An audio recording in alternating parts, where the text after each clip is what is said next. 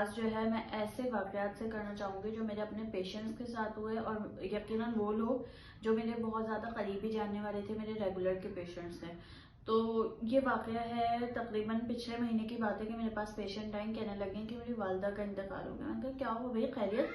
वालदा का इंतकाल और इतनी अचानक से? अभी पिछले हफ्ते तो मेरे पास आई थी वो मिलने के लिए, कहेंगे जी डॉक्टर साहिबा वो पिछले हफ्ते आपके पास मिलने आई थी, लेकिन क्या हुआ कि परसों उन्हें जो है मोशन वगैरह लगे, इतने ज्यादा मोशन लगे, संडे का दिन था तो डॉक्टर्स अवेलेबल नहीं थे, इसलिए हमने कहा कि चलो छोड़ो कल दिखा देंगे। अभी हमने फ्लैजिल ली और फ्लैजिल खा के जो है वो सो गई। फिर उसके बाद हमें पता नहीं, सारी रात जो है वॉशरूम जाते हैं, इतनी ज्यादा उल्टी मोशन हुए कि सुबह जब हम उठे तो बहुत बुरी हालत थी, उनके मुंह से झाग आने लग गया था और बिल्कुल डिहाइड्रेटेड सी हो गई थी।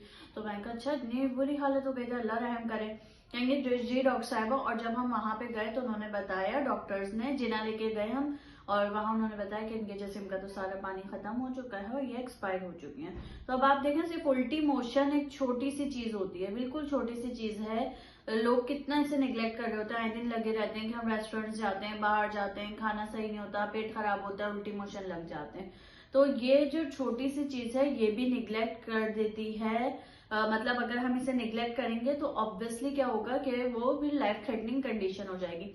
इसी तरह एक और वाकया जो है मेरी अपनी पर्सनल पेशेंट के साथ पेश आया। कहने लगी कि डॉक्टर साहिबा हमारे एक रिलेटिव्स हैं, उनको उल्टी मोशन लगे और मतलब 3 घंटे के अंदर अंदर जो है ना, जब हम डॉक्टर के पास लेके गए हैं उन्हें, तो उन्होंने कहा कि आप इन्हें बड़े अस्पताल लेके चले जाओ। जब बड़े अस्पताल लेके गए तो वहां पता चला कि इनके गुर्दे जो है बिल्कुल फेल हो चुके हैं, नाकारा हो चुके हैं। मतलब कि उनको जो है पानी इतना ज्यादा खत्म हो गया उनके जिस्म में कि उनके गुर्दों तक नहीं गया, और गुर्दों तक नहीं गया, टॉक्सिन्स बढ़ गए, उनके जो जितनी भी टॉक्सिसिटी है या वेस्ट मटेरियल है वो गुर्दों से पेशाब के जरिए खारिज नहीं हो पाया। और जब नहीं हो पाया तो क्या हुआ कि वो जाहिर है एक्यूट किडनी इंजरी में गई, एक्यूट किडनी फेलियर में चली गई।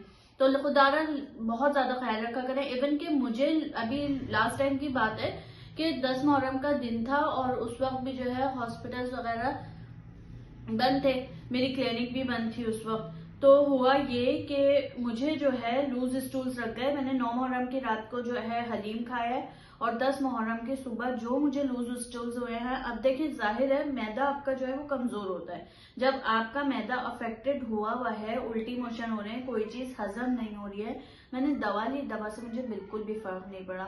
आप यकीन जानिए कि मुझे 3 घंटे में इतने ज्यादा लूज स्टूल्स हो गए, इतने ज्यादा लूज स्टूल्स हो गए कि मेरे हाथ पैर सुनने लगे, मेरे जो होंठ हैं वो बिल्कुल खुश्क हो गए थे, वजन मेरा कम हो गया था एकदम से। मेरे घर वाले कह रहे थे कि ये से क्या हो गया, इतनी कमजोर सी लग रही है।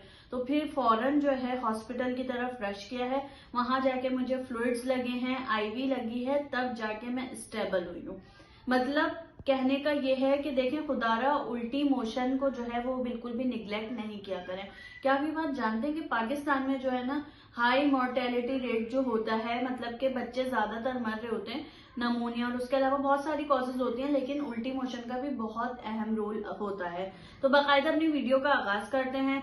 आप लोगों को सिर्फ अवेयरनेस देने के लिए ये वीडियो मैंने बनाई है कि बेसिकली उल्टी मोशन होते किस वजह से हैं, लूज स्टूल्स या दस्त वगैरह जिसे आम जबान में कहा जाता है। देखिए सबसे पहले तो कुछ वायरसेस या बैक्टीरियाज होते हैं, वो करवा रहे होते हैं आपको उल्टी या मोशन, या आपका कंटामिनेटेड फूड होता है। कंटामिनेटेड फूड यानी कि मैं जाहिर है हर अवाम जो है पढ़ी लिखी नहीं होती है, बहुत कम लोगों को वो कैब सारी होती हैं। तो मैं सादे अल्फाज में बताना चाहूंगी कि कंटामिनेटेड फूड होता है कि भाई अब खाना आप बाहर खाने गए, उसमें क्या हुआ कि आप उसने हाथ सही से साफ नहीं किया, या कुछ जरासीम जो है उस फूड में आ गए, उस खाने के अंदर आ गए, आपने वो खाना ले लिया। अब वो जो जरासीम है और उनके जो केमिकल हैं, जो नुकसानदार केमिकल हैं, वो क्या करेंगे आपके हाथों पे जाके अटैक करेंगे और फिर वहां पे जो है वो सूजिश करवाएंगे। सूजिश करवाने के साथ साथ वो कुछ भी खाना हजम नहीं होने देंगे और आपको जो है वो उल्टी या मोशन की सूरत में आपके जिस्म का पानी निकाल देंगे। एक तो ये हो गया कि वायरस बैक्टीरिया हो गए, कंटामिनेटेड फूड हो गया। दूसरा ये होता है कि कुछ लोग अपनी मर्जी से एंटीबायोटिक का कोर्स कर रहे होते हैं। मतलब डॉक्टर साहब मुझे ये हुआ तो मैंने ये एंटीबायोटिक ली, मैं शक्ल देख रही होती हूँ हुआ क्या है भाई। डॉक्टर साहब मेरा गला खराब हुआ था, मैंने एजोवैक्स ले ली। ओह माय गॉड, मतलब इतनी छोटी छोटी बातों पे एजोमैक्स ले रहे होते हैं या छोटी छोटी बातों पे जो एंटीबायोटिक ले रहे होते हैं। बाद में क्या होता है, आते हैं डॉक्टर साहब मैंने एजोमैक्स लिया लेकिन मुझे फर्क नहीं पड़ा। अब आप मुझे दवा बता दें।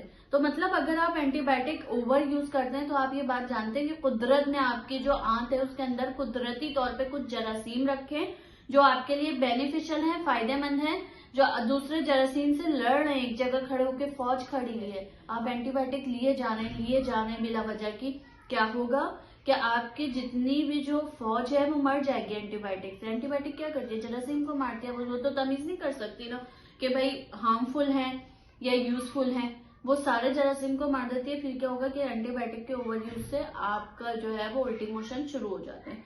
दूसरा, कुछ लोगों को डिप्रेशन होता है, इरिटेबल बाउल सिंड्रोम होता है, इसके अलावा क्रोन डिजीज होती है, अल्सरेटिव कोलाइटिस होता है। अब डायरिया की भी बहुत सारी इकसाम होती है। अगर आपको जो है 2 से 3 दिन का है तो एक्यूट है, 2 हफ्ते हो गए तो परसिस्टेंट है, लेकिन 4 से 5 हफ्ते हो गए तो ये फिर क्रोनिक की कैटेगरी में आएगा। अब अगर आपको 4 से 5 हफ्ते हो गए इस डायरिया को और उसके साथ साथ आपको खून भी आ रहा है, ब्लड आ रहा है स्टूल में, तो ये आपके लिए अलार्मिंग सिचुएशन है। आपने फौरन अपने डॉक्टर की तरफ रश करना है। क्यों रश करना है? क्योंकि ये अल्लाह ना करे कोई बड़े खतरे की बात हो सकती है। अब देखिए, बात ये मैंने आपको बताया कि कॉजेस क्या क्या होती हैं, किस किस वजह से हो रहा होता है। जैसे कि मैंने बताया कुछ लोगों को एंजाइटी होती है, उस वजह से भी हो जाता है। वो बीच में मैं ले आई थी उसकी कैटेगरी से, एक्यूट है, क्रोनिक है। उसके अलावा भी बहुत सारी कॉजेज होती हैं। आप लेक्सेटिव जो है, कब्ज का सिरप आप ज्यादा पी रहे हैं, स्ट्रेस ले रहे हैं आप, उसके अलावा भी काफी सारे कॉजेज होती हैं जो आपको डायरिया करवा रही होती हैं। थायराइड वगैरह की वजह से भी हो रहा होता है ऑब्वियसली, कि आपका थायराइड, हाइपरथायराइडिज्म के पेशेंट है तो उसकी वजह से आपको डायरिया हो रहा होता है। तो अब जब अगर आपको डायरिया हो गया है और आपको ऐसा लग रहा है कि मुझे सर में दर्द शुरू हो गया है, या मुझे पेशाब बहुत गहरे कलर का आ रहा है, या ऐसा हो रहा है कि पेशाब आ ही नहीं रहा, या बहुत कम पेशाब आ रहा है, या इस तरह से हो रहा है कि आपको हाथ पैरों में सुइयां चुभने लग जाए, नमनेस होने लग जाए, वीकनेस होने लग जाए, आपने फौरन डॉक्टर की तरफ रश करना है, क्योंकि वो आपको कोई फ्लूइड देगा। और खुदारा जिस भी मरीज को उल्टी मोशन होते हैं, घर में ORS रखें, ORS बनाएं लीटर भर पानी में और उसको देते हैं वक्फे से। एटलीस्ट जो नमकियात जा रहे हैं वो तो पूरे होंगे। इसके अलावा याद रखें KYB, के खिचड़ी, Y योगर्ट, B बनाना में क्या होता है, फाइबर कम होता है, तो ये जो है थोड़ी कब्ज करवाती है। इस तरह से दही में जो बेनिफिशियल बैक्टीरियाज होते हैं, जैसे कि मैंने आपको बताया था कि कुदरत ने बेनिफिशियल बैक्टीरियाज रखे हैं, वो उससे कोप अप करती है, मतलब दोबारा उनको लाने में मदद करती है। और चावल का भी यही होता है कि वो लाइट वेज होते हैं और इसके अलावा जल्दी हजम हो जाते हैं। तो ये खुराक का ख्याल रखें। हाइड्रेशन मस्ट करनी है, पानी पे पानी पिए। एक मोशन होता है तो 2 गिलास पानी पिए, पानी लाजमी पीना। डिहाइड्रेटेड नहीं होने देना है। डिहाइड्रेटेड हुए वही पहली वाली कहानी होगी, क्या होगा कि आपका एकदम से एक्यूट किडनी इंजरी हो जाएगी, गुर्दे फेल हो जाएंगे, डायलिसिस पे जा सकते हैं, पेशेंट एक्सपायर हो जाता है। उम्मीद करती हूँ कि आज की वीडियो आपको पसंद आई होगी। मजीद इसी तरह की मालूमाती वीडियोस देखने के लिए मेरे चैनल डॉक्टर हाफिजा महक फातिमा को सब्सक्राइब करना मत भूलिएगा। हमारे साथ रहिए। मिलते हैं इसी तरह की अगली वीडियो में। अल्लाह हाफिज।